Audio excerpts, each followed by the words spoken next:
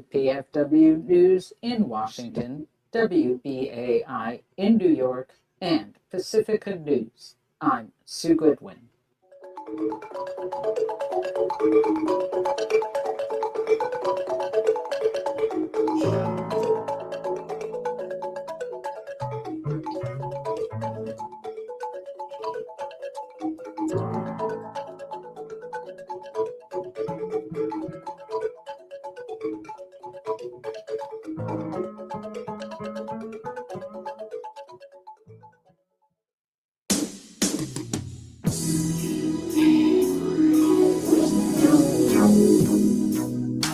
We people who are darker than blue,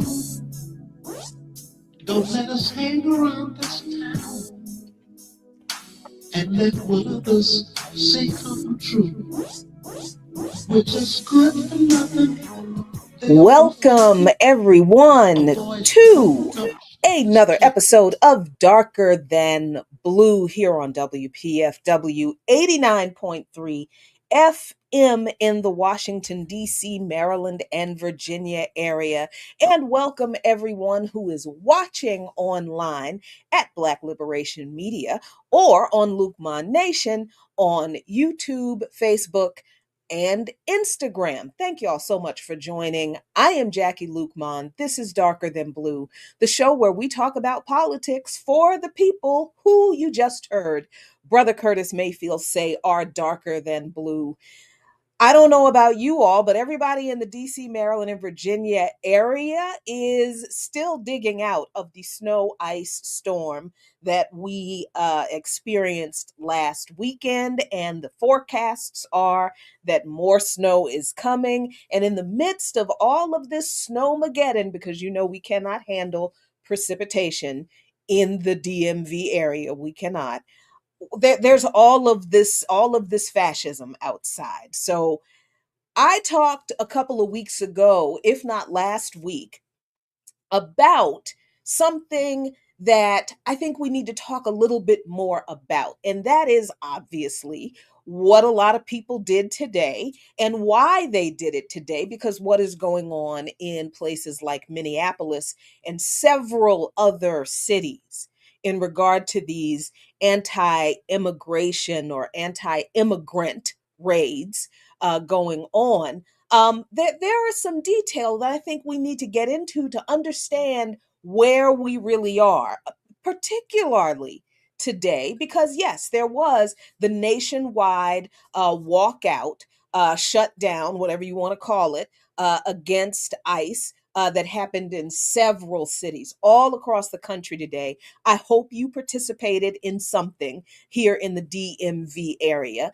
And I genuinely hope this is not the last time that such a thing will happen. And I hope that the focus will expand to not just ICE, but the system. But we're going to get there in a minute. But I do think that we need to talk some more about the Trump regime's anti-immigrant program that's being carried out by Department of Homeland Security, Immigration and Customs Enforcement, and Customs and Border Patrol. So it's not just ICE, folks, because ICE is a part of DHS, and so is CBP. But also, local police are involved in these raids in places like Minneapolis, but also Austin, Texas, New Orleans, Louisiana, many other cities. I think they're operating in Maine.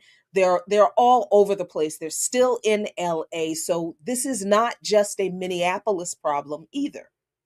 Many of the people recruited by these agencies today, like I said before, are members of the white supremacist militias who were involved in the January 6th attempted insurrection and were later pardoned by Trump. And they've been deputized en masse by these agencies that relaxed or eliminated application and acceptance requirements to grow their battalion of race warriors quickly. And that's not something that I am just making up in my head. It was a suspicion that I had because you couldn't tell me that that was not the case. But I am not incorrect. Although some information that has come out in the latest controversies with the murders of Renee Good and Alex Pretty, we have to take a beat on that fact. But it is true that many of these people who are now ICE agents, the masked goons that are out in the streets, are members of these white supremacist militias who participated in January 6th. There is a document from the Philadelphia Archive called Proud ICE Boys, The Radical Transformation of U.S. Immigration and Customs Enforcement 2025-2026, a Workforce and Ideological Assessment. This is like a 10-page document, so of course I'm not going to read the whole thing to you, but I do want to highlight a few things. Federal funding and allocation under this current administration under the One Big Beautiful Bill. This is the fiscal and legislative foundation for this regime for the funding for what we see is going on now. Because ICE enforcement was allocated $8 billion with the primary objective of hiring 10,000 new officers. ICE HSI agents, I don't know what HSI means, and honestly, I don't care. Neither should you. They're all DHS. They're all federal agents at this point. So let's just put them all into the one basket of everybody that we need to do something about. Okay, let's stop focusing on just ICE. All right. So, but these ICE HSI agents, they were allocated $1 billion for what? Specialized investigations and removal support, whatever that is. ICE recruitment incentives. $858 million was allocated for recruitment for ICE. Primarily those signing bonuses of up to $50,000 and the loan forgiveness that we've learned since. The signing bonuses, they actually don't get until they have completed a 5-year contract with ICE. And that's one of the reasons a lot of these so-called agents are having an existential crisis right now. They feel really bad. They feel so bad. They feel so awful. They want to quit, but they can't because they signed these contracts that lock them into a 5-year commitment to this job under this particular regime if they want that $50,000 and the student loan forgiveness that, remember, the Republicans sued so that we couldn't get the student loan forgiveness, and the Democrats didn't fight all that hard to make sure we did, because if PPP loans from the COVID era could be forgiven by the federal government just like that, you can't tell me they could. Okay. CBP, retention and hiring. That's Customs and Border Patrol. This is why this is not just an ICE issue. They were allocated $6.1 billion for 8,500 new agents and CBP officer bonuses, and then something called FLETC infrastructure, $750 million, and that's facility improvements and training expansion. That's the money that the big, beautiful bill allocated to do what we're seeing now, right? Because there was no money. There was no money and there was no workforce to have this kind of a coordinated, simultaneous response.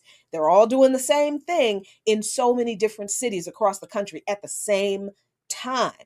Now, ICE and DHS and CPB were heavily funded. They were funded a lot under Biden-Harris and under Obama-Biden. But of course, with everything in this regime, Trump is basically saying to the Democrats, who also promised to do the same thing, to give ICE and DHS and CBP more money to hire more agents. Yes, Kamala Harris did promise to increase funding for ICE and increase the workforce for ICE. Yes, she did. But Trump is just basically saying, as with everything else, oh, you want to appeal to conservatives with your little Democrat light conservative policies? Hold my beer. Let me show you how a real bigot does things. So this is the money that was allocated to the immigration system in this country through the One Big Beautiful Bill. What does that mean for the workforce that we're seeing? We're seeing videos of some African, or folks want to call folks black, because I kind of feel weird calling some of these people, but they're relatives, because we got weirdos in our family, so we can't throw them away, right? We got Africans who signed those contracts and took that money out of, I am sure, some people out of economic desperation, right? Because isn't that the same reason a lot of people, particularly young people, go into the military? Because there are no other opportunities for people to have a job that pays sort of decently, depending on what your rank is, but also guarantees you housing, healthcare, and education assistance. The only thing where we can guarantee that you're going to get that is in the military in this country. So I am sure a lot of people, a lot of these 10, well, at what, 10,000 and 8,500, that's nearly 20,000 additional DHS immigration agents. I'm sure, I would bet at least a good half of them signed these contracts, signed up for this out of economic desperation, but also because, look, they don't like immigrants either. And if they have to kidnap a few people to get themselves economically straight, well, we see what economic desperation will push some people to do. But in this case, it's not just economic desperation that pushed people to voluntarily take a signing bonus and student loan forgiveness to kidnap people who have committed nothing more than a civil offense. That's what being in this country, quote unquote, illegally is. It's not a criminal offense. It is not something that people go to jail for. It is an administrative offense. It's a misdemeanor. Yeah, you have to go to court to get your status taken care of, but you don't get thrown in prison because you overstayed a visa, or no, you get a court date to fix that, or at least that's what they told us they were doing. But what we're seeing today is what has always really been done, because you don't deport 3 million people in a polite and judicious way. People have died in ICE custody before now, under every president. And we'll talk about that in a minute. But I want to point out to you that this report also focuses on the demographic shifts in the agencies with the hiring of these nearly 20,000 new agents. In 2024, 2025, the demographic makeup of these agencies were like 51.7% white, right? 22.8% Hispanic or Latino, not my words, the words of the port.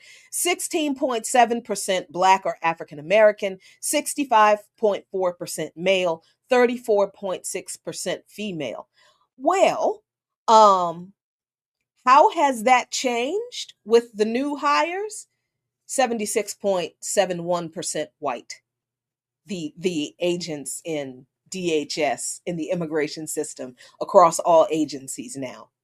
10.96% Hispanic or Latino, 10.85% Black or African American. Now listen, I am not advocating that Black and brown people should be in this job, because I don't understand any marginalized person who thinks it's a good idea to work for an agency that exists to kick people out of the country because they're quote unquote here illegally, and an agency that was created by people who are the descendants of the people who themselves literally came here and stole this country by genociding indigenous people, and then built the country by kidnapping and forcing our ancestors to come here and build the country under threat of violence for 288 years or somewhere around that, nearly 3 centuries. I don't understand any marginalized person who would want to work for such an agency, but this is America and we're all confused here. So that's not a surprise. So that is why that and that really was a part of the reason this regime did the recruitment the way they did. They recruited the people they did. But remember, and this is probably not going to be the last time I say this in this show, but remember that when she campaigned, Kamala Harris said that she agreed with Donald Trump and his complaints about the weakness and the insecurity of the border. And she promised that she would pay attention to border security too. So she said that she would also increase ICE funding so that more ICE agents could be hired, so that criminal aliens could be captured, kidnapped, and deported. Here's the thing though. The same report notes that over 75% of the people who are in ICE custody now don't have criminal records. Don't. And most of the people who have ever been detained in the US immigration system, a lot actually never had criminal records. The lie about every administration only focusing on these violent criminal immigrants, illegal immigrants, that's a lie. They always snatch up people who have done nothing wrong other than either not renewing their immigration paperwork, letting their student or visitor visa or work visa expire, or not actually going through any court of law in this jacked up system in order to become a citizen. And again, those are not criminal offenses. They are misdemeanor civil offenses that gets a court date. But this country being what it has always been a fascist nation. I'm sorry. The only people who commit genocide are fascists. The only people who commit slavery are fascists. These are not, and the history of this country, what do you mean? This place isn't fat. What are you talking about? Do you not know the history? That's what it is. People don't know the history of this country, and now you understand why they really don't want you to learn the history of this country, because you would see the hypocrisy right away if you really knew what really happened to get us to this point. But supporters of these enforcement actions, despite the facts about who is really being kidnapped, why, and what's really happening to people in detention, it's always been happening. The fact that somebody is in prison right now or in jail waiting to be charged for committing sexual assault against one woman for months, using the promise that she would be allowed to see her child if she let this ICE agent do what he wanted with her. That's happening right now. He's facing 20 years in prison. Please understand that this is not new. This is not the only time sexual assault has happened in these detention facilities. But people keep believing. All of these politicians, remember, Obama said the same thing. People died in ICE custody under him too. Biden said the same thing. People died in ICE custody under him too. There were abuses all throughout both administrations, all administrations.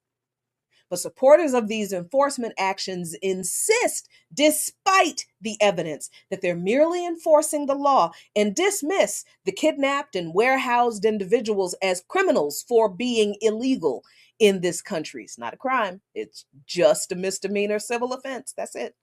It's no different than jaywalking, but see, you and I know that some of us get murdered on the sidewalk for jaywalking, Mike Brown.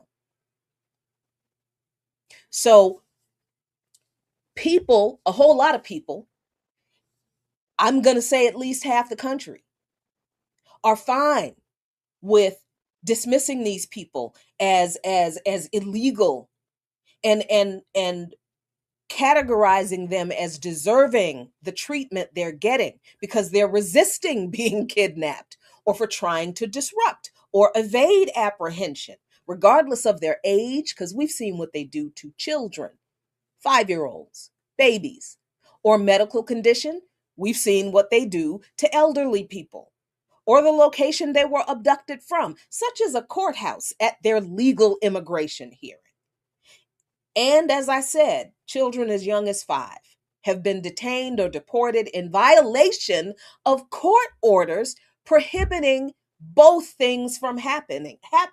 Yes, these people are carrying out deportations even as US courts are ruling, no, you cannot deport that person. No, you cannot you have to bring that person back. And this administration, these people under this regime are just like, nope, already did it. Sorry. And even when these raids have resulted in the violent death of people who are either potential detainees or community members trying to protect others, a significant portion of the MAGA base and nativist forces within even marginalized communities remain steadfast in their support of this. Although the public execution of Alex Pretty by immigration officials has angered many Second Amendment adherents, even in a way that they didn't care about what was done to Renee Good, because even the NRA is kind of mad now about the killing of Alex Pretty because he was a licensed, registered gun owner who had his weapon on him, but in displaying a level of tactical discipline that I can't help but admire it, but also be like, man. But anyway, had his weapon on him. He didn't pull his weapon. Never pulled his weapon. Licensed to carry. He had every right to have his weapon on him. Did not pull his weapon even as he was being beaten by 5 to 8 agents, pistol whipped by them. Never pulled his weapon. And they shot him in the back and in the head, murdered him on the sidewalk. Yeah, the NRA is kind of upset about that, interestingly. But other than a few of those folks, the MAGA base, pretty much, they're still very much, we love what he's doing. But some who see the hypocrisy, particularly in Alex Pretty's murder, are calling for a full and independent investigation into his murder. The rest of Trump's supporters, though, they not only blame the victims for their own deaths, but they mock them, claiming they deserve to die for not being perfectly and unquestioningly obedient to law enforcement at all times, despite people not knowing if these folks really are who they say they are, because they hide their identities and they carry out orders that are far short of the allegedly settled constitutional law.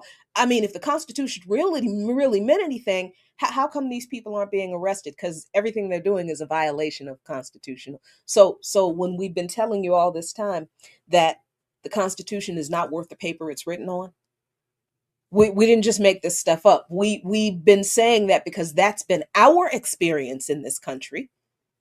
And we knew that if you didn't do anything about the violations of the law and our rights before now, that it was just a matter of time, but that before they were going to turn it on you.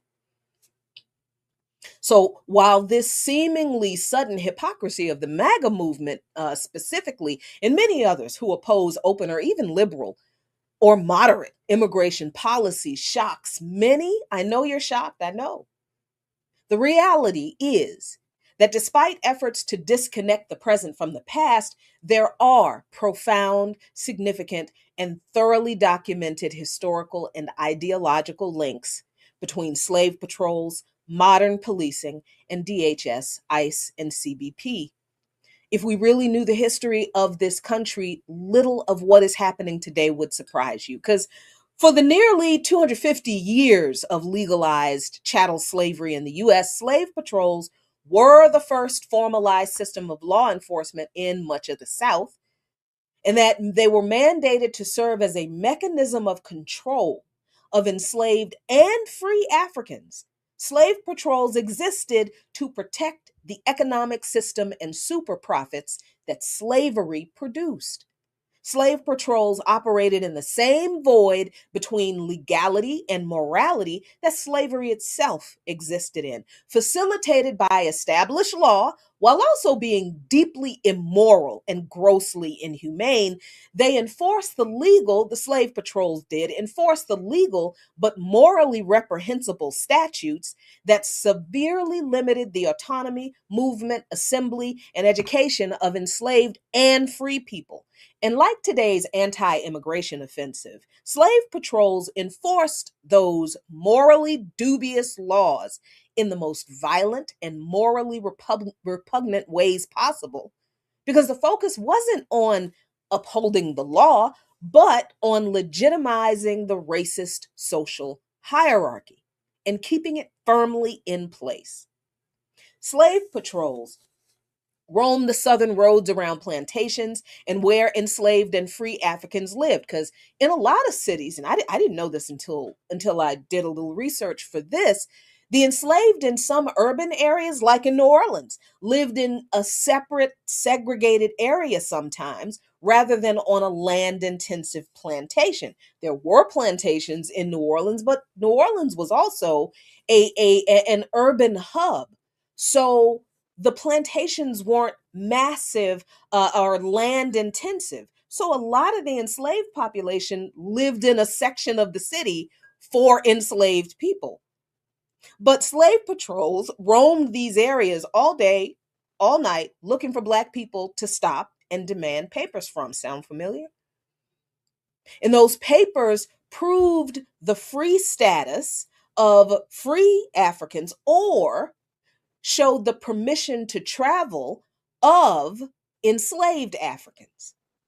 But the slave patrollers broke into and raided free Africans' homes, stopped Africans on the street in any context, slave or free, didn't care as long as they were Black, and were legally expected to immediately and violently punish those found without papers. But slave patrollers were notorious for rejecting, stealing, or destroying those papers that were supposed to keep free people from being re-enslaved, sold back down into slavery, and to keep enslaved people from being accused of escaping and being either brutally punished with some type of torture or sold into deeper slavery farther down south to be broken for the profit of the slave catcher. The slave catcher was also a bounty hunter. And any Black person was a bounty. So, the practice of surveilling, over policing, randomly stopping, and demanding documentation of Black and brown people suspected of alleged criminality is not a unique feature of modern policing, is not unique to ICE and DHS and CBP right now. These are the tactics established by the slave patrols that shape all aspects of policing today, including what we're seeing going on in the streets now. When the abolition of slavery led to the formal disbanding of slave patrols, their functions and personnel didn't go away.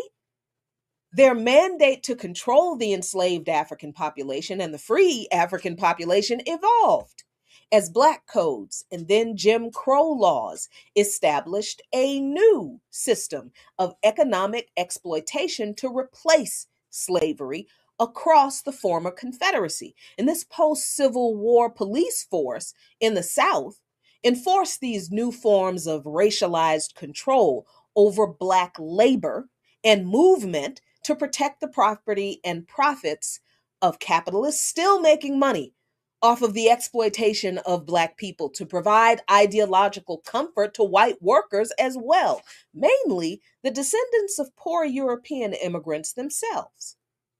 That their place in the capitalist system was protected from the competition with Black workers, and putting clear boundaries on the realization of full citizenship rights for Black people that the 14th Amendment may have held promise for. That's what the police were doing. That was their mandate.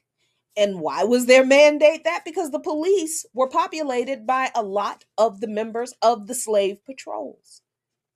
Vagrancy laws came to this country with the colonists from English common law. Now, I have to give this correction to what I said last week because I didn't realize that I was wrong about when I said that vagrancy laws didn't exist before Black codes and Jim Crow. That's not true, so I'm correcting myself. Vagrancy laws came to this country with the colonists from English common law. English are a bunch of weirdos, and were used to control the poor, beggars, and those deemed idle in England through the criminalization of their poverty. These laws were applied in the same way in the colonies and then in the expanded United States, criminalizing the poor and destitute. Prohibitions on loitering, which is described as wandering around without any apparent lawful purpose. But if you're homeless, but they were a part of the program of poverty or idleness as a criminal offense. They were also enforced against the economically excluded, which led to vaguely worded vagrancy, loitering, and suspicious persons laws that targeted people considered objectionable or out of place in some way in society, rather than focusing on any particular conduct or any particular crime that they committed. Criminalizing poverty only produced more opportunities for private enterprise to profit off of the punishment of the poor for being poor, which wasn't their fault because the rich were stealing the money, which has always been a feature of designating behavior that is not violent, antisocial, or destructive to others in a capitalist society a crime.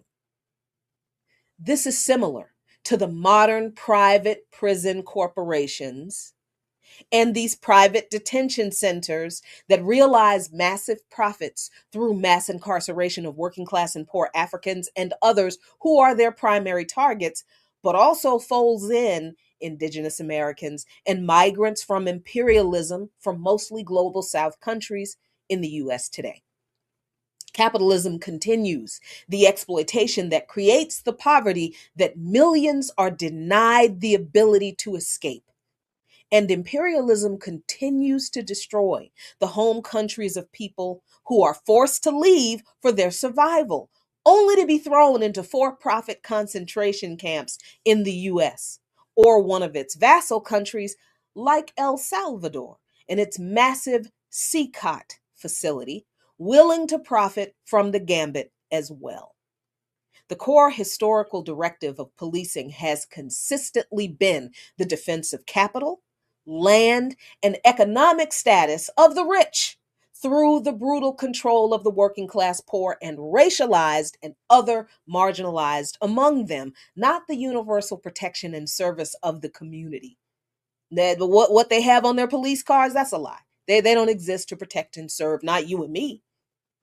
Tactics like racial profiling, broken windows policing, excessive and pervasive surveillance, and the disproportionate use of excessive force and extrajudicial executions that are rarely punished are all deployed to maintain the physical and social segregation today that was initially enforced by slave patrols, plantation militias, and the deputization of white citizens to also help in policing the enslaved. But these were not merely unofficial or accepted practices carried out by racist white local or state authorities. Racist and oppressive policing is backed by legal and judicial precedent that is itself foundational in its justification of racial discrimination to facilitate economic exploitation. Now, we are just a little over 30 minutes past the hour, and you know what that means, friends. It is time for a WPFW station break. So, engineer extraordinaire, what do we have on tap for the people today? WPFW's Winter Pledge Drive theme, Still We Rise, 49 Years of Love, Not Fear, is a nod to poet Maya Angelou and long-distance revolutionary Mumia Abu-Jamal, both exemplifying the work of WPFW for over 49 years. Since its inception, WPFW has been a space for peoples, stories, perspectives, and cultures often undervalued in and underreported on by legacy media. Our unwavering commitment to not only centering, but championing the most vulnerable and marginalized among us is a direct result of your unwavering financial support. We invite you to be in solidarity with us again during our Winter Pledge Drive, February 8th through the 22nd, by contributing at WPFWFM.org or calling 800-222-9739 and strengthening the critical work of Jazz and Justice Radio here at WPFW. Thank you so much. So you all heard that. Get ready. You know what we're going to be doing next week. Be prepared.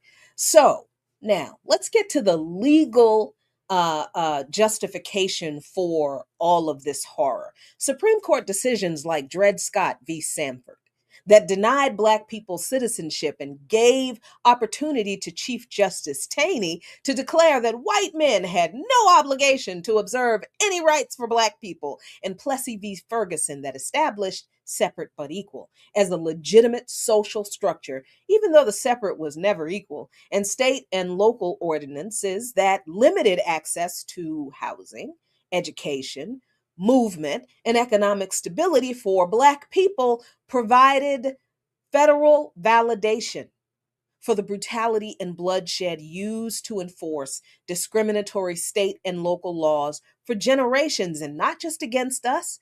There was the Chinese Exclusion Act. There were massacres and laws created that were weaponized against Mexicans. This is what this country is, y'all. Leading to the modern expression of these abuses in immigration enforcement today. The latest example can be seen in the September 2025 Supreme Court ruling codifying racial profiling in immigration stops into law. Yes, that happened. The ruling in Noam v. Vasquez Noam v. Vasquez Perdomo, in which Justice Brett Kavanaugh opined that a Hispanic person's ethnicity can be used as a factor in providing, quote, reasonable suspicion, end quote, for immigration agents to stop and question people wherever they encounter them. This is the license immigration forces needed to carry out the spectacle of racial profiling and the resulting violence that's been dubbed Kavanaugh stops that we're seeing today. While the brutality that has ensued from these stops has led Kavanaugh to now try to claim that these outcomes are not what he meant to happen. I didn't mean for them to do it this way. The damage is and continues to be done. And we know he meant that. He meant it. The contemporary practices of DHS, ICE, CBP, and of local law enforcement in helping them of house-to-house raids, raids of houses of worship, mass detentions, violence against deportees in public and private, including sexual violence and abuse of children, and family separations, draw unmistakable comparisons to the operations of slave patrols and other historical modes of racial control. Just as slave patrols focused on enslaved Black people and free Black people in Jim Crow era and later police focused on Black communities, immigration operations today disproportionately target specific racial ethnic groups: Haitian, African, Latino, and other non-European immigrants and immigrant communities. But as we've seen in the first, not even full month of 2026, it is just January 30th, y'all. They will brutalize and even murder white people who stand in defense of their neighbors and the very laws that MAGA insisted they were committed to all these years. The U.S. Constitution and its guarantees of due process and equal protection under the law for all people in this country, legal or not. That's what the Constitution is supposed to guarantee for all of us. But the racism is as overt today as it was in the 19th century, as the Trump regime immigration officials admitted months ago that they're relying on racial profiling to determine who they target, to enforce the boundary between citizen and non-citizen, legal and quote unquote illegal, continuing the mandate of slave patrols that enforce the boundary between slave and free, and often disregarded the boundary altogether. Same thing is happening now. All three systems, slave patrols, policing, and immigration enforcement, all rely on types of pervasive, persistent, invasive surveillance, the threat or reality of incarceration in immigration detention, jails, and prisons literally being disappeared into the carceral state of this country, and the threat of family destruction through the sale of enslaved family members, to convict leasing and mass incarceration, to family separation and deportation as central mechanisms to force compliance and maintain the established social and economic hierarchy through racialized terrorism. As horrific as the public executions of white Minnesotans Renee Good and Alex Pretty are, you should know that they were preceded by the murders of Keith Porter Jr., Breon Garzon Raymond, Marie-Angie Blaise, Jesus Molina Vella, and dozens more under the latest regime's immigration policies. That the deaths of white people spurred the demands for accountability and even abolition among a larger portion of the population after the deaths of more than 30 non-white people were not responded to in the same way, if at all, is also a byproduct of the racial bias inherent in this country's history that has been ingrained in the psyche of its people. Even the good white people who do want change do not realize how they have been conditioned to not care about the repression of the other, and only respond when that repression shows up on their door or the door of someone they can personally identify with. The history of policing in this country compels us to understand that removing the present figurehead of the U.S. will do little to end the suffering of the people targeted by this centuries-long system of social, racial, and ultimately economic control. The only thing that will change this material reality for all of us is a socialist revolution led by the people who are the most impacted by this centuries-long program of racial terrorism. Racial terrorism to maintain economic oppression. The people, rightly and righteously angry about the deaths of the latest victims of the system, are ready to launch a national general strike to elevate the demand to abolish ICE after a well-supported general strike in Minneapolis that saw many cities across the country carry out solidarity demonstrations. So good on y'all for today. However, the meaningless reforms like body cameras and limits to use of force that House Democrats demanded as they voted, the House Democrats voted to continue funding ICE, they will not achieve the desired outcome, even as Senate Democrats have done what they promised so far and refused to vote for the funding bill that would have give ICE even more money.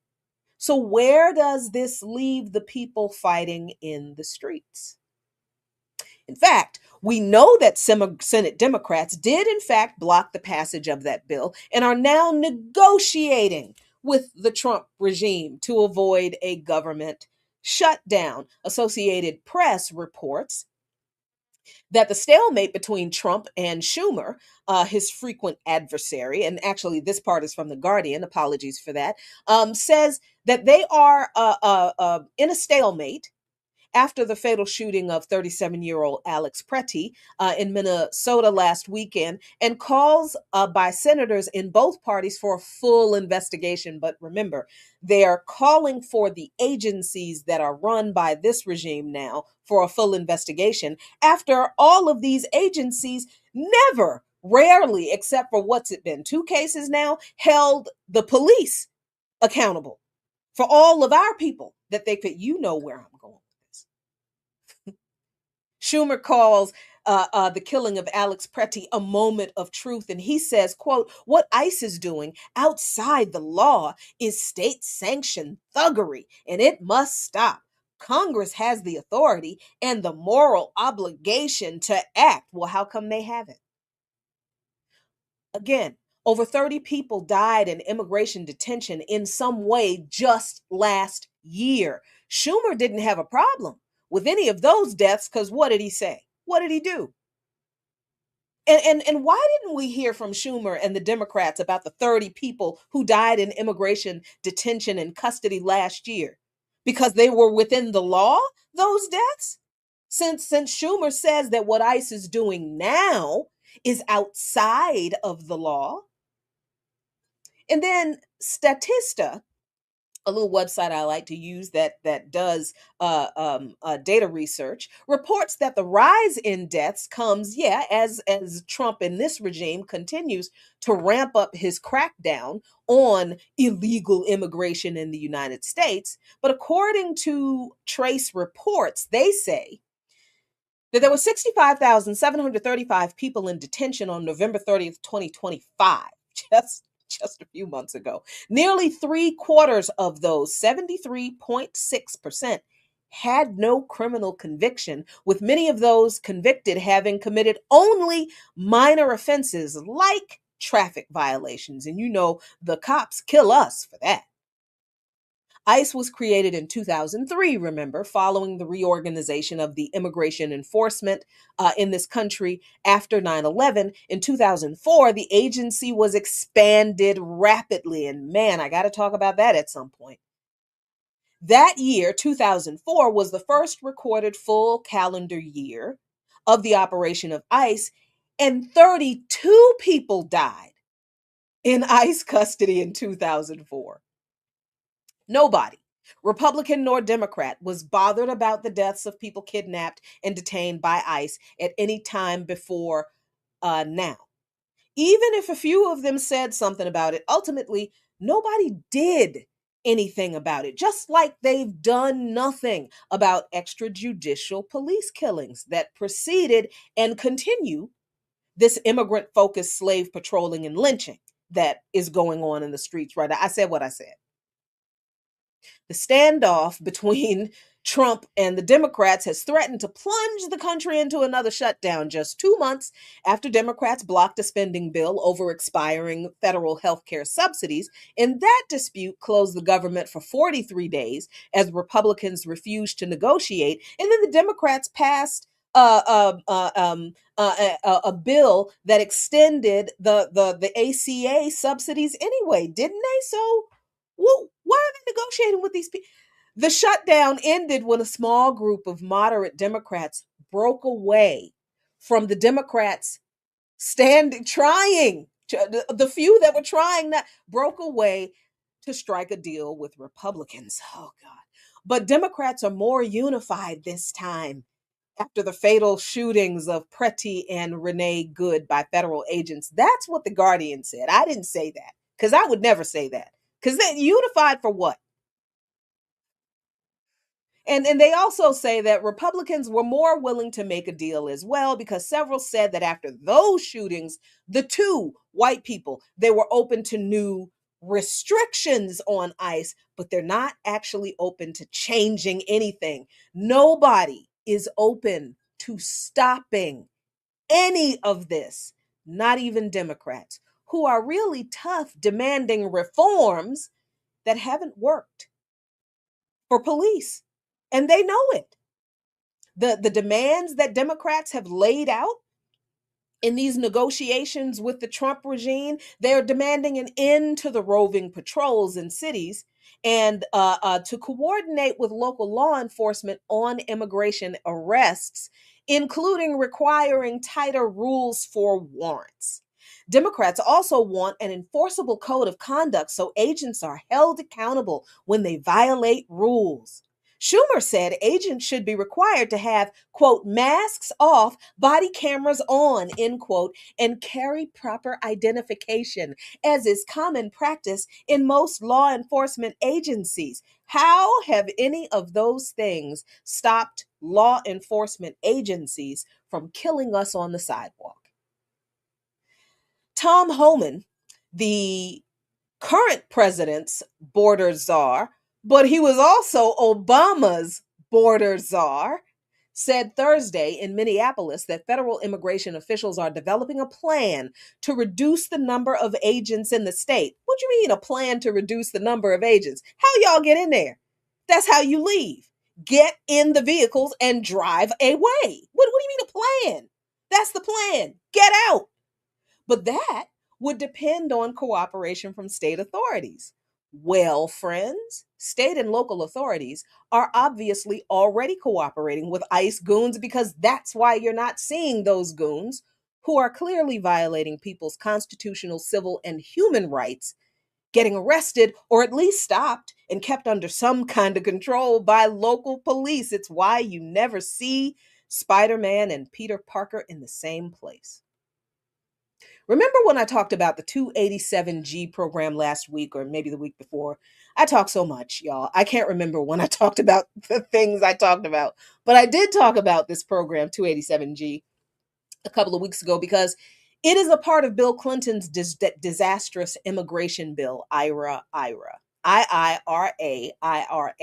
that we talked about, that is the foundation for what is being done now and what was done in the past. But remember, I told you last time that while a lot of governors initially refused to participate in the 287G program, another lasting impact of the IRA law that we are seeing today is the expansion of the 287G program. The first Trump regime's immigration executive orders called for a rapid expansion of the 287G program.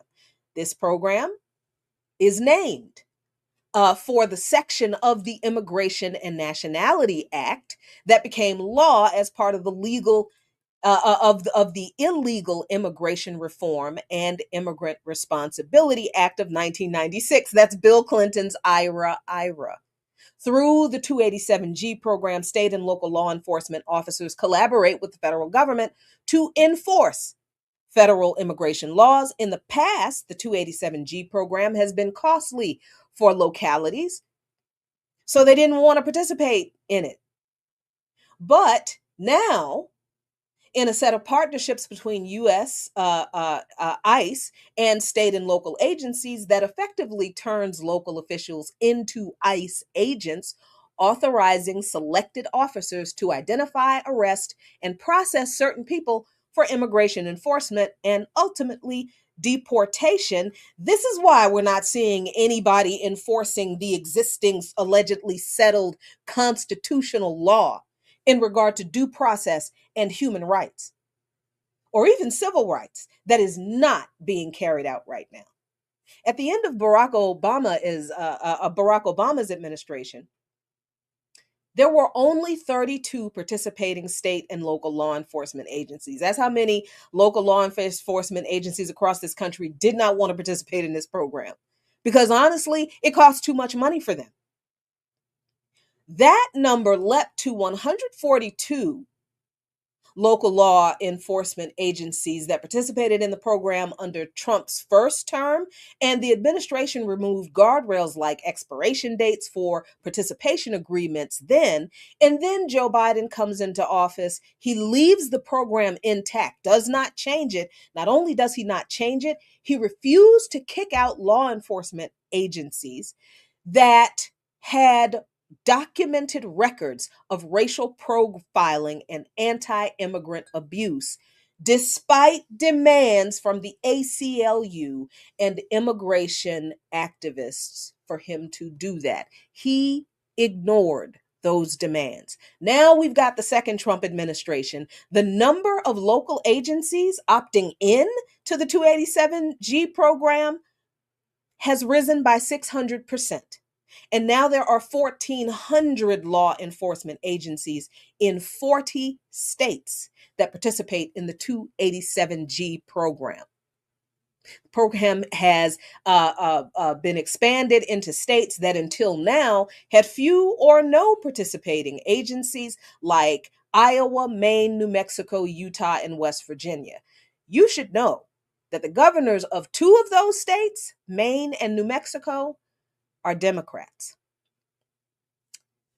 Now, we're going to continue to have this conversation about what we need to be focused on in this moment as we are focusing solely on abuses committed by ICE, but we're missing the entire system and the laws and all of the collusion of both parties and most of the people in both parties to continue to support the laws that created this system. And the laws reflect the ideology of this country. So please understand, my friends, as I am out of time here on Darker Than Blue today, Democrats are not going to save us because they support these immigration policies as well. How do I know they support these policies? They have never changed these laws that create the infrastructure for Trump to do what he's doing now. And they have been largely silent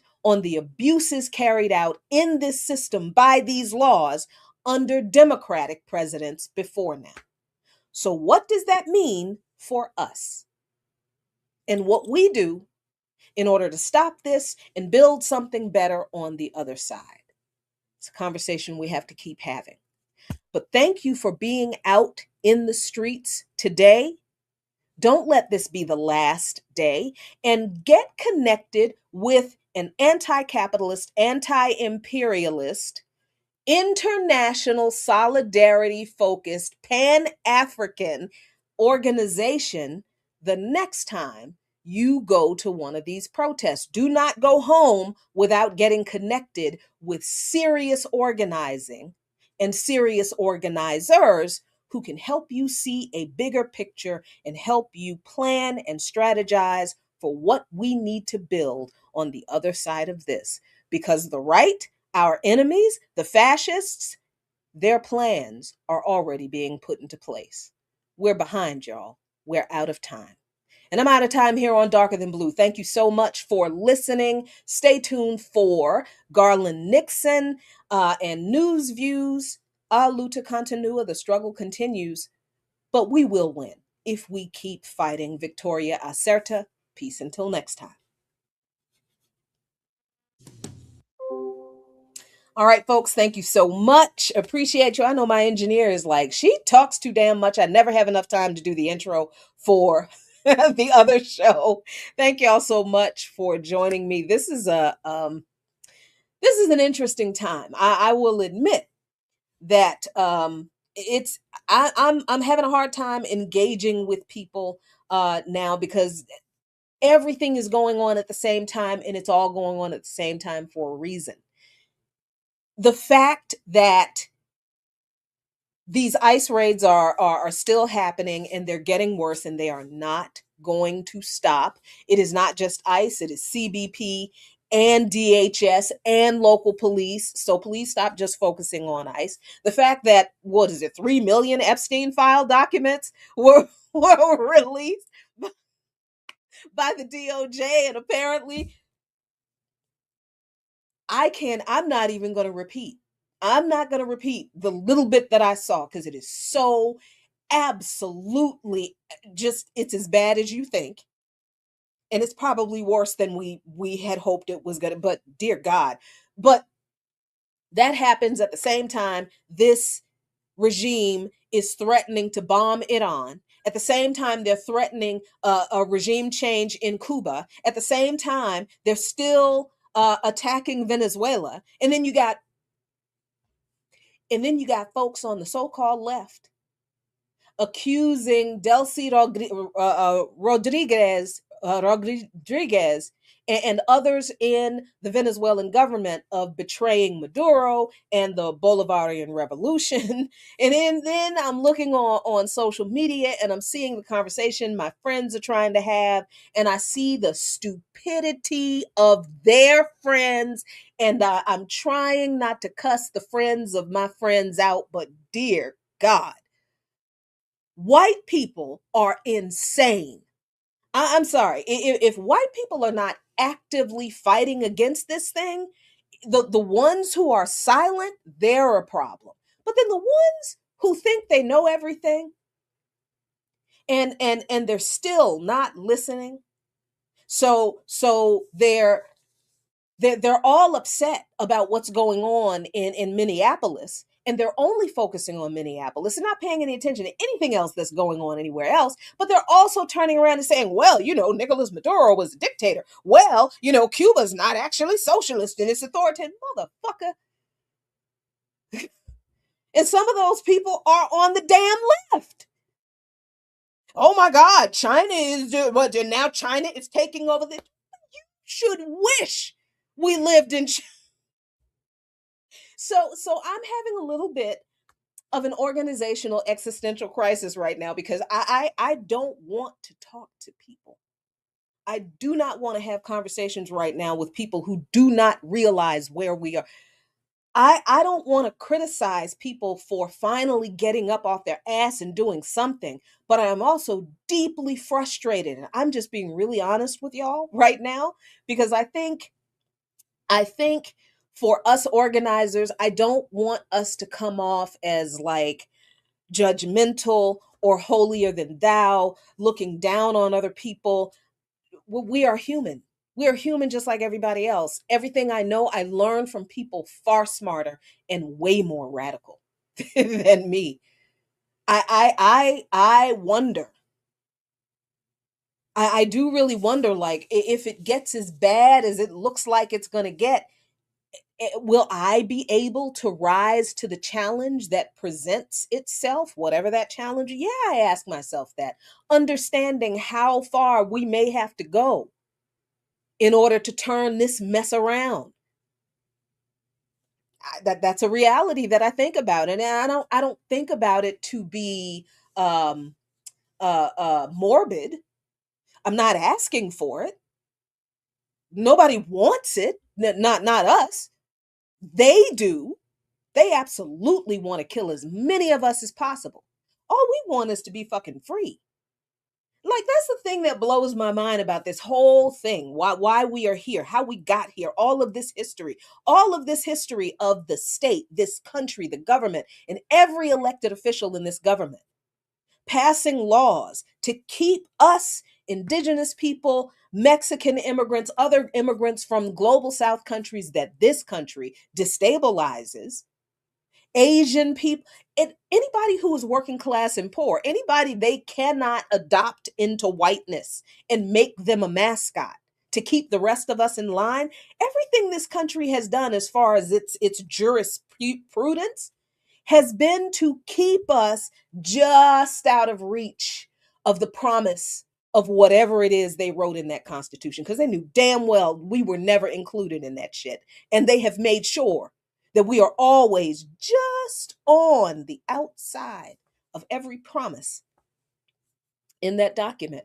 And it's been wild to me to talk about this history around white people who are angry about what's going on now, but they don't want to hear how we got here because they do not want to hear how they contributed to us getting here. And quite simply, the way they contributed to us getting here was by not listening to us when we told them, this is where we're going to end up. This is where you are going to end up. If you don't do something about these police killing our people in the streets, they're going to start killing your kids. That's what we told. We told people that decades.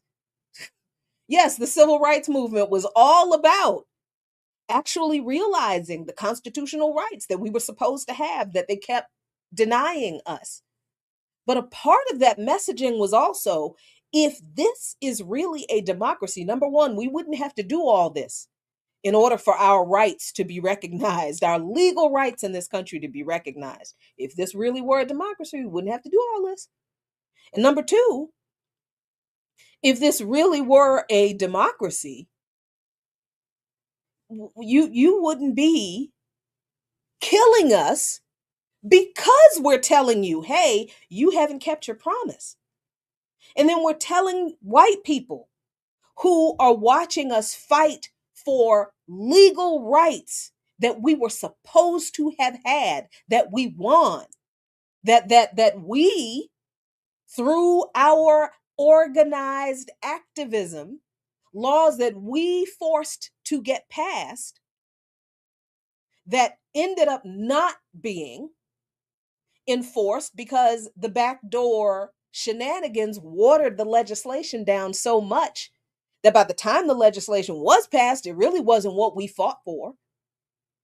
And we're telling the rest of America, we're telling white America, particularly working class and poor white Americans, if y'all don't stand up against what those in power are doing to us, are doing to the indigenous, are doing to Mexicans, are doing to El Salvadorans, are doing to Haitians, are doing to, if you don't stand up to what they're doing to us, they're going to do it to you. And the history actually reflects that too. One of the things people mentioned yesterday about, because we're having a big conversation, we organizers are having a big conversation about a general strike. And I have opinions about a general strike. My perspective is, I don't know that we have ever actually had a general strike in this country, but for many reasons. But maybe the closest we may have come, I guess, is somebody mentioned the Great Railroad Strike of 1877, I think. And I think I said the other day on the Remix Morning Show, either Wednesday or Thursday, that maybe the railroad strikes were as close as we have come to a general strike in this country. And outside, excuse me, of things like the Montgomery bus boycott, which I also would not call a general strike because it didn't include all of society and it was limited to Montgomery, right? But I like that people used the Great Railroad Strike of 1877 as an example of the model that we can follow for a general strike, because what we don't understand about that history of labor organizing in this country in the the early 19th century, I guess. I was immediately struck by the date, right? 1877. Why is that date significant? And why do people not see the significance of that date? 1877 is not that long. Actually, 1877 is the year, I think, that the Reconstruction governments were destroyed in the South. That is important. And I've been trying to put together in my head how Reconstruction, thank you, David, how Reconstruction factors into what we're seeing now, okay? Because it's just kind of floating around in my, because that really is what goes on in my head. Stuff is just floating around in there like a poltergeist having a tantrum. That's and so I have a notebook by my bed so that when I have a coherent thought, either first thing in the morning or right before I go to bed, I got to write it down because stuff is just, whoo, like Mary Poppins. So right after the Reconstruction governments are destroyed, you've got the Great Railroad Strike of 1877. Why does that matter? That Reconstruction governments were destroyed, and then you have this massive labor strike that was brutally put down by the corporate bosses calling out federal military, the U.S. military, and they had their own company militias. Most of these railroad companies had their own militias, and that's where the Pinkertons come from, by the way. Yeah, just I told you, stuff just flying around in there. 1877 is when white Southerners and white Northerners decided that they were fine with sacrificing social and racial progress that the Reconstruction governments represented and were trying to implement through the Reconstruction constitutions. White Southerners and white Northerners said, you know what? All of this is, I don't want to do this anymore. It's too hard. It's cost too much money. Why we still got to deal with this? Why can't they just go on about their business? You know what? Then let's just end this shit right now. And that's what they did. So when the Klan and regular white folks and the police and the military and the militias in the South literally murdered Southern politicians who were elected to these Reconstruction governments, black and white, so coups, white Northerners didn't give a shit. Do you understand me? Did not give a fuck. They may have been like, oh my God, I didn't think they would go that far. But did they do it? No. White Southerners and white Northerners agreed to reconcile with each other over the little brotherly spat of the Civil War. And they collectively agreed that the North, the governments in the North, the Northern governors, the Northern state governors, and the federal government would stay out of the South's business in regard to how they dealt with us.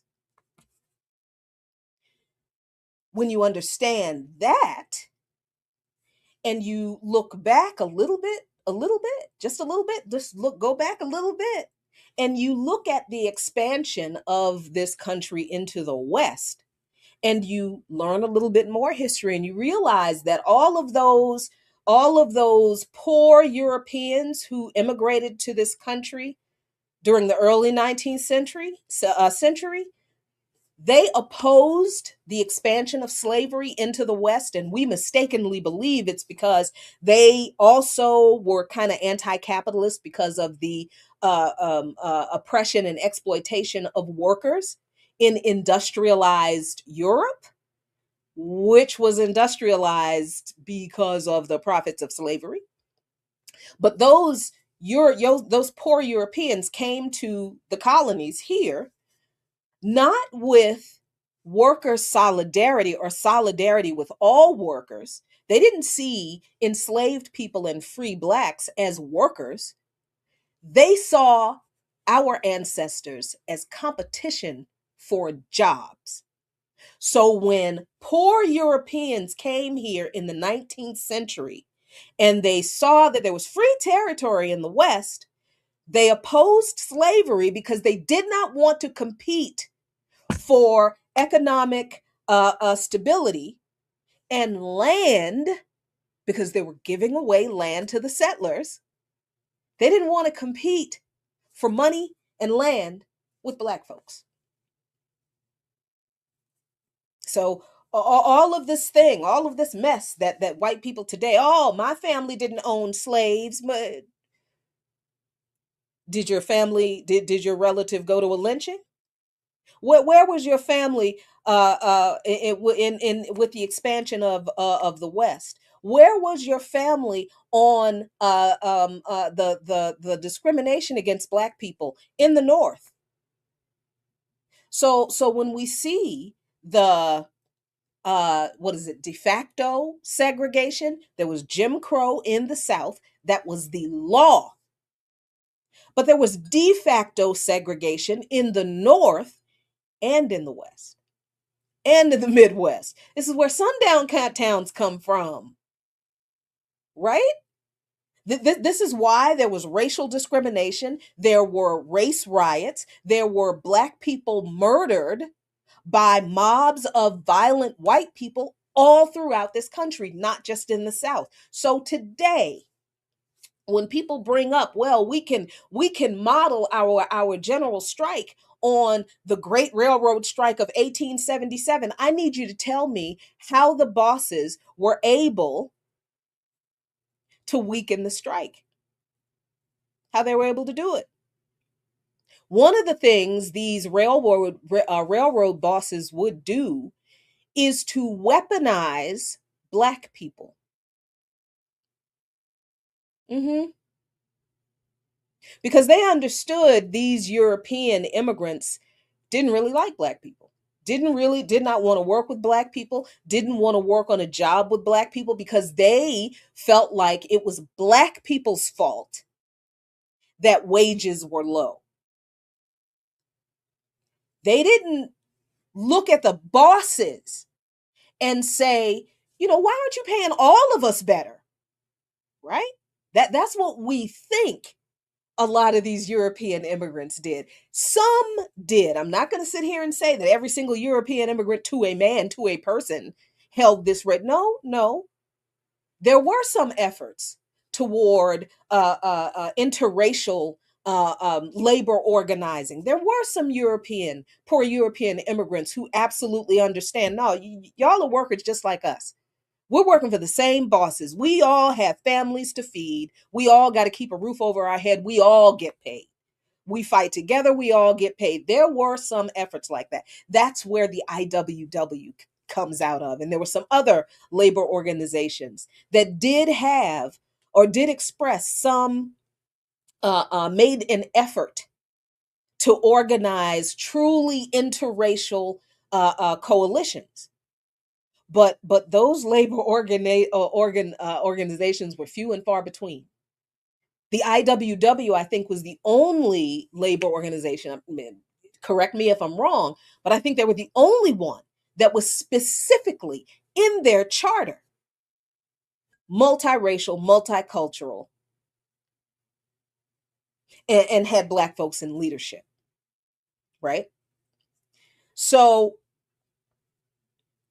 when we look at the way the majority of the white people in this country were completely hands off throughout the entire history of exploitation, racist violence, degradation, legal discrimination against us, Indigenous people, and every other group of marginalized people that came along or that was identified and included into, because listen, queer and trans people have existed since people have existed. I still don't understand this crazy stuff. Like, you, and why are you so concerned with what other people do with their private parts? If they're not inviting you to join in, I don't see why you care. I am certainly not this concerned with anybody else's personal private life that I need to feel like I have to control what you do with your reproductive organs, whether you want to reproduce with them or not. They're yours. You do with them what you want. But if we really look at history, we see how the majority of white people in this country have really never been invested or interested in a truly just and equal society, not when race comes into it. So how did the Great Strike of 1877 get weakened? The railroad bosses used Black people as scabs. And our ancestors, desperate as fuck just to eat, right? because this was after the end of the Civil War. It was after the destruction of the Reconstruction governments. The racial animus in this country was obvious. Obvious. There are 4 million Black people in this country who are trying to make a way for themselves in this place, but at every turn, individual people, institutions, laws, federal laws, everywhere we went, we had to deal with white people who had no problem resorting to violence to get us away from them. So when these railroad bosses said, you know what, y'all don't want to come back to work, fine, we'll replace y'all with a bunch of Negroes. And they didn't say the Negro word. Instead of the white workers saying, you know what, you need to pay them. Or going to the Black workers and saying, look, let's fight together. No. Some of the white workers said, you know what, I don't want these to have these jobs, so fine. But not all. Some still held out the strike. And eventually, that weakness, that ability of the bosses to use the racial resentment of these descendants or first generation European immigrants who were poor and also desperate for work, but they weren't so desperate for well-paid, fair work that they wanted to organize for that with Black workers, for all workers. That is one of the ways they were weakened. And eventually the ones that continued to hold out, then the bosses brought in the military and the Pinkertons and the militias. So if we want to talk about how many general strikes there were in this country, okay, fine, you can call them whatever you want, but you better talk to me about how they were destroyed and why. Because if you do not understand that the reason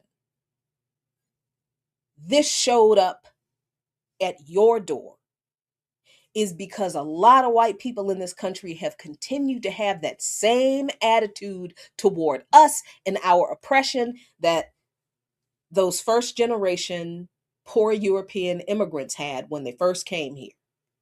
Because they're their ancestors, y'all.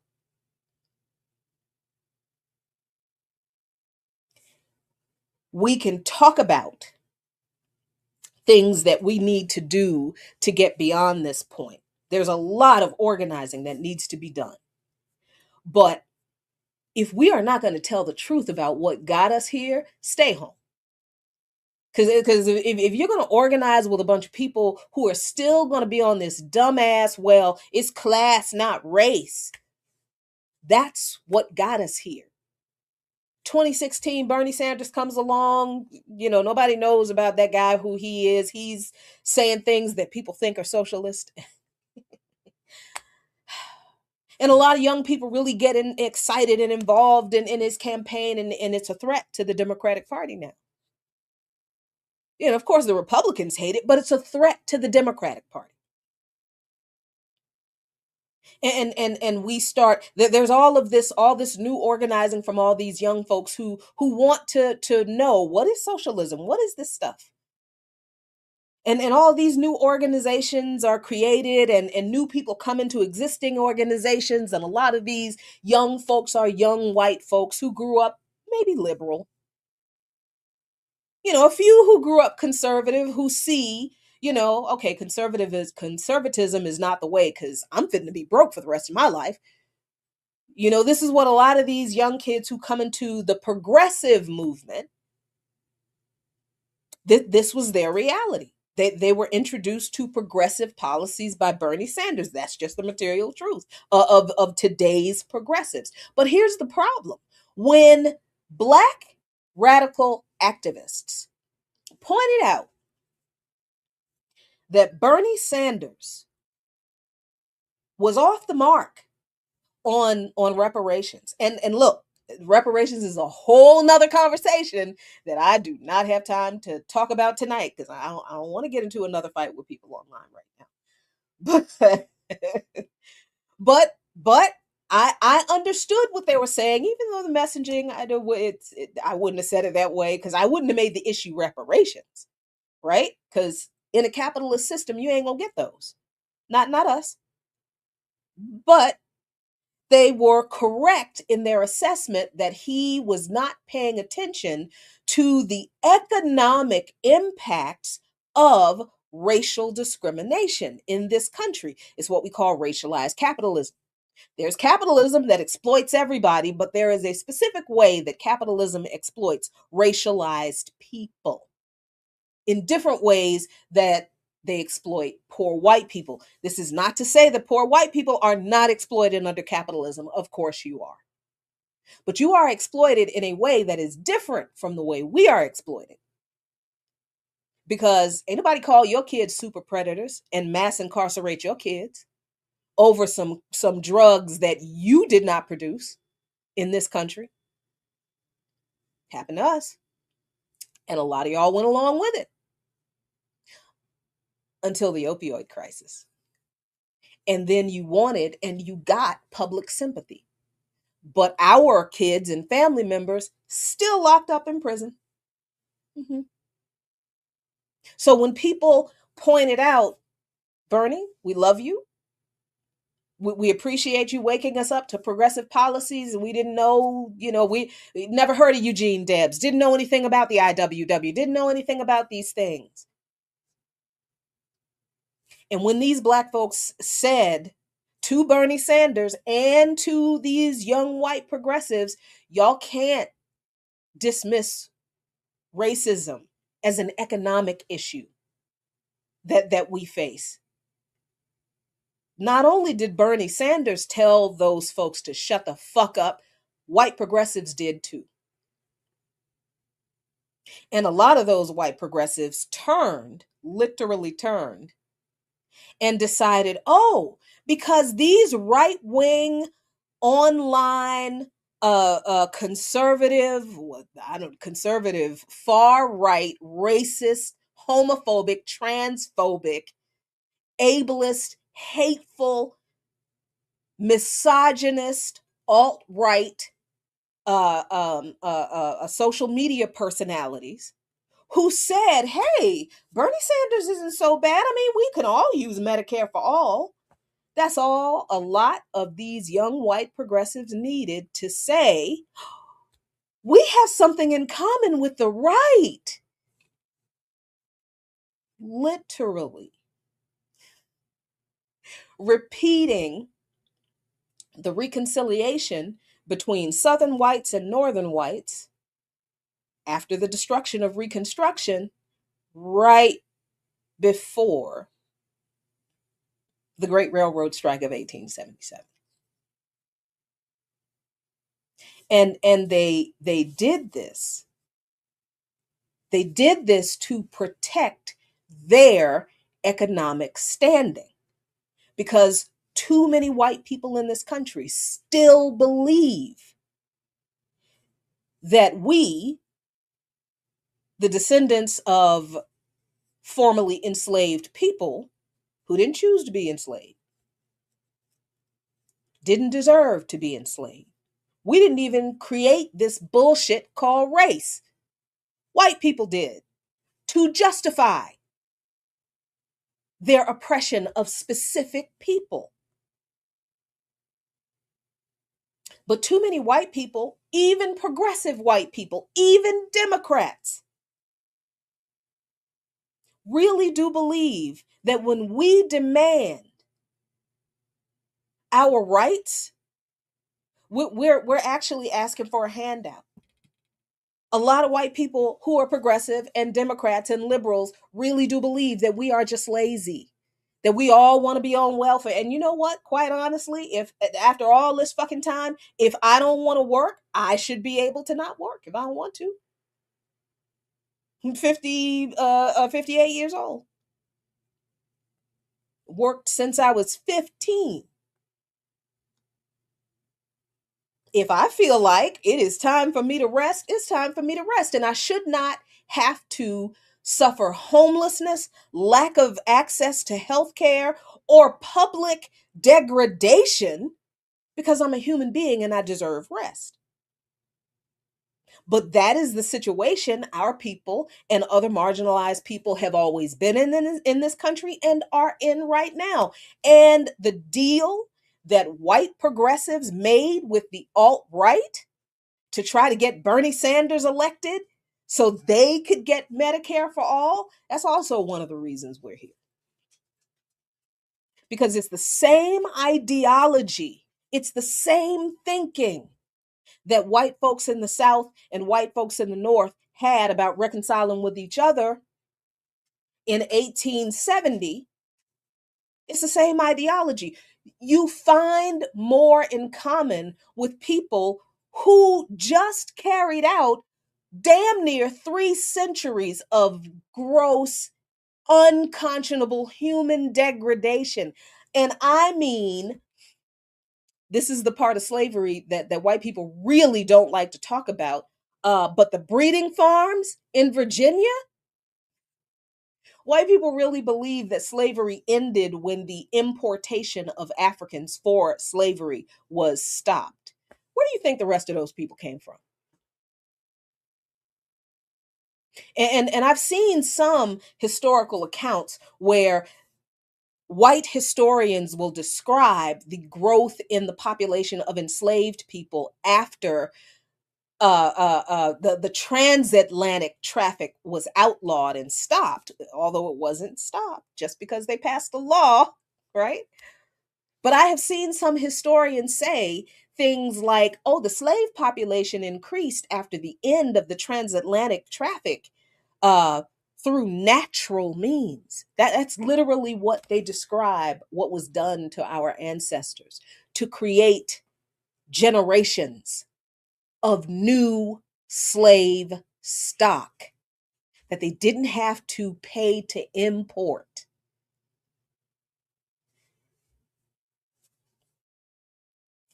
If we're going to talk about examples in history of how we can model our labor movements to create a general strike today, we had better deal with the history of racism within those labor movements in history. Because the refusal by way too many white people, even the good, even the well meaning ones, to contend with this history of racial capitalism and racial atrocity in this country that your ancestors have accepted as a part of their democracy, denying democracy to us. Until y'all contend with that, there is no general strike that is ever going to be successful in creating a socialist revolution. You can't have socialism by excluding a particular group of people from the socialist project. You can't build socialism when the people who have had every fucking thing taken from them, including our lives, are left out of the conversation about how the fuck that's going to be built. How do I know this is true? Because Cuba right now has been going through this process of dealing with the racism that colonization has imposed upon their societies. And here we are criticizing Cuba because there's still some racist motherfuckers that they have to deal with, but they are actually dealing with it. They are actually confronting this history. They are actually addressing it. What the fuck are we doing here? Bringing up some historical thing, but not actually talking about the parts of the historical thing that really inform why we are where we are. ICE murdered 2 white people because white people in this country didn't give a damn about this government murdering the rest of us all this time. And until y'all deal with that, until you sit with that and you contend with that and do whatever you need to do with it to be useful to a revolution, you're not useful to a revolution because we can't trust you. That is just the truth. We cannot trust you. History has also proven that. So, thanks so much. Whew, I think I feel a little better. Thank you so much for letting me rant. It might not be a rant that goes over very well with a lot of people. I'm sure I'm going to see it referenced in some way by some folks who want to look. I said what I said. The history is what it is. You can be mad at me, but the history is what it is. I didn't do the things that y'all's ancestors did. I didn't stand by and let people be massacred and lynched and burned alive and take my kids to a fucking picnic at a lynching. I didn't take pictures of lynched and murdered people and send them to my family members as a Christmas gift.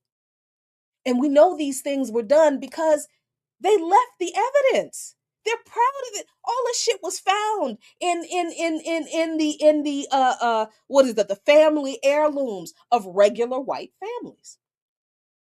Body parts of lynched victims. People would go and cut fingers, ears, nose, toes, penises, testicles, breasts off of lynching victims and take them home, pass them around, share them. This was regular folks. This wasn't the police. This wasn't the judges. This wasn't even necessarily the Klan. This was the Klan's friends, Nim. This was your ancestors. They didn't have to own slaves to have participated in getting this country and you to this point where we are now. This is where we've been.